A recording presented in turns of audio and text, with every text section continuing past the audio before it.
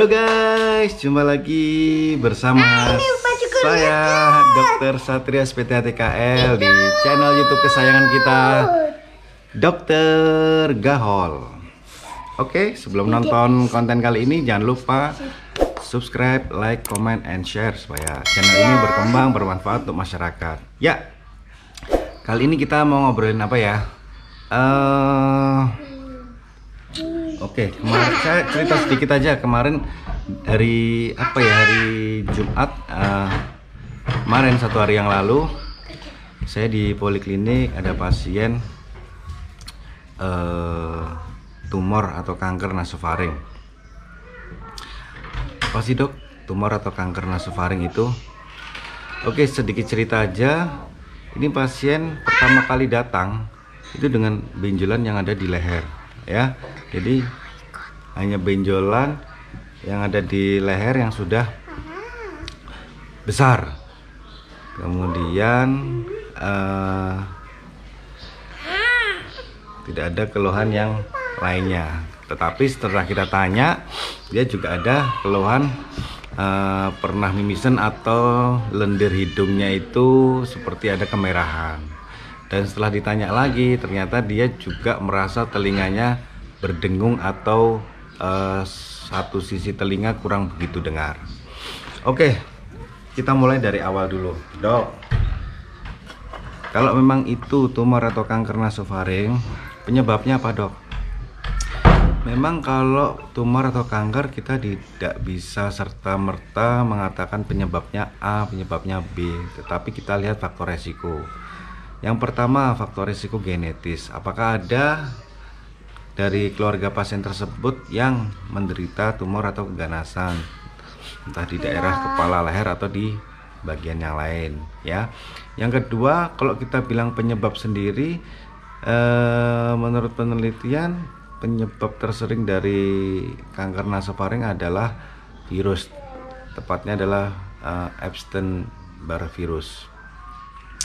Kemudian faktor resiko berikutnya, jadi faktor makanan, terutama makanan-makanan ikan asin atau makan yang dibakar, itu juga bisa salah satu dari faktor resiko terjadinya kanker.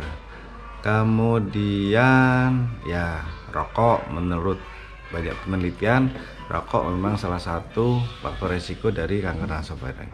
Jadi seperti itu. Jadi secara fisik penyebabnya kanker dari si pasien itu apa kita tidak tahu. Kita telusuri dari faktor resiko. Oke, dok, harusnya kalau ada, biar kita tahu gejala dari kanker itu bagaimana. Oke, kalau kanker nasofaring sendiri itu ada gejala yang awal dan gejala yang lambat, gitu ya. Sebenarnya gejala awalnya kalau pasien merasakan itu, salah satu yang paling muncul pertama adalah telinga berdengung. Kenapa, dok? Ada tumor kok telinganya berdengung? Nah, bahwa nasofaring itu lokasinya adalah di hidung bagian belakang, tepatnya di daerah fossa Rosenmuller, di dekatnya ostium tuba auditiva. Nah, ngomong-ngomong auditiva, kita jadi inget nih, ini namanya auditiva, gitu ya. Jadi makanya kalau ada tumor di daerah nasofaring, harusnya keluhan awal itu adalah telinga berdenging. Kemudian karena tumor itu berada di lokasi nasofaring yang tepatnya di belakang hidung, maka harusnya keluhan-keluhan awal itu contohnya adalah lendir yang kemerahan, harusnya. Tapi kadang-kadang pasien tidak menyadari. Nah, kebanyakan pasien datang sudah gejala yang terlambat sebenarnya. Contohnya, kebanyakan datang ke dokter THT itu sudah dengan benjolan yang ada di leher. Artinya apa? Artinya tumor induk yang di daerah nasofaring itu sudah memiliki anak sebar di kelenjar getah bening di daerah leher, gitu. Sehingga kalau itu nanti benar-benar tegak kanker nasofaring, ya kalau udah ada benjolan besar di leher, jelek-jeleknya itu stadiumnya udah 4B. Ada stadium 1, 2, 3, 4A, 4B, 4C, gitu ya. Oke, Gejala yang lambat selanjutnya apa? Mimisan banyak, sering mimisan. Itu juga karena tumor sudah besar, rapuh, jadi mudah berdarah. Oke dok, kemudian langkah pemeriksaannya bagaimana? Oke, kalau pasien datang ke tempat kami, kita lakukan penegakan diagnosis kanker nasofaring yang pertama.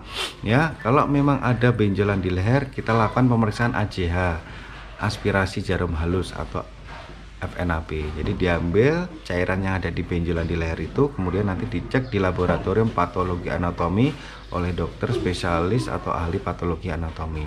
Nanti akan keluar hasilnya. Biasanya kalau itu mengarah ke kanker nasofaring, hasilnya adalah metastasis Andif CA. Artinya ini adalah suatu anak sebar dari karsinoma nasofaring atau tumor induk yang ada di nasofaring. Pemeriksaan yang kedua, kita lakukan CT scan. CT scan itu untuk melihat seberapa besar tumor itu serta penyebarannya ke arah mana, atas atau ke bawah. Kemudian yang ketiga adalah biopsi. Halo Kak Rafa, udah selesai ngajinya? Jagoan yang ketiga.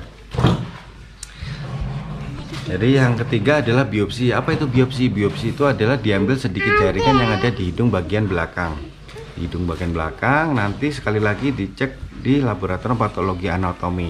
Nanti hasilnya menunjukkan apa? Biasanya yang paling sering ada Andif CA atau karsinoma undiferensiasi. Kemudian kalau sudah tahu biopsinya positif karsinoma atau kanker, kemudian AJH-nya juga mendukung itu, CT scan-nya juga mendukung itu, selanjutnya diapakan dok? Kita lakukan staging atau penentuan stadium berapa ini pasien, ya. Jadi sudah jelas karsinoma nasofaring, nah kita tentukan stadiumnya. Jadi stadium itu dari ukuran tumornya, kemudian ukuran tumor induknya ya yang di nasofaring, kemudian ukuran dari limfonom di lehernya. Yang ketiga adalah ada metastasis jauh enggak, misal di tulang, di perut, di mana ya. Jadi harus kita lakukan USG perut atas bawah dan ronsen tulang atau bone survey seluruh tulang tubuh kita ronsen apakah ada penyebaran jauh di daerah itu. Nah, setelah itu ada hasilnya, baru nanti bisa ditentukan stadiumnya. Dok, setelah ketemu stadiumnya bagaimana? Selanjutnya dengan misalkan ini pasien stadiumnya 4B misalkan. Jadi kalau stadium 4B penanganannya adalah radioterapi dan kemoterapi. Radioterapi untuk mengempeskan tumor di daerah hidung, kemoterapi untuk mengempeskan tumor di daerah leher. Dan yang paling penting adalah untuk pasien yang mengalami kanker nasofaring, yang paling penting adalah harus tetap semangat ya, tetap semangat, makannya yang banyak, benar-benar jaga fisiknya ya, supaya kuat dalam menjalani pengobatan yang berkelanjutan ya. Karena untuk sinar sendiri nggak cukup sekali 2 kali, tapi paling tidak 33 kali, sehingga makan waktu kurang lebih 1,5 bulan. Kemoterapi juga gitu, tinggal berapa seri untuk mengempeskan atau menghentikan anak sebar tumornya itu. Tapi saya yakin bahwa, dan saya punya pengalaman pasien usia muda 26 tahun kanker nasofaring, dia dengan sabar dan semangat mengikuti segala pengobatan, segala terapi yang dilakukan secara medis, baik radioterapi maupun kemoterapi. Alhamdulillah sampai saat ini sudah 3 tahun terakhir pasien saya tersebut sembuh dan bisa beraktivitas seperti sedia kala. Tinggal sekarang 1 tahun sekali minimal, atau kalau ada keluhan dia datang ke tempat saya untuk evaluasi di daerah nasofaring. Sekian sharing kita pada kali ini. Tetap semangat, jangan lupa untuk channel Dr. Gahul di subscribe, like, comment, and share supaya berkembang dan bermanfaat untuk masyarakat luas. Sekian, wassalamualaikum warahmatullahi wabarakatuh. Salam Gahul, bye bye.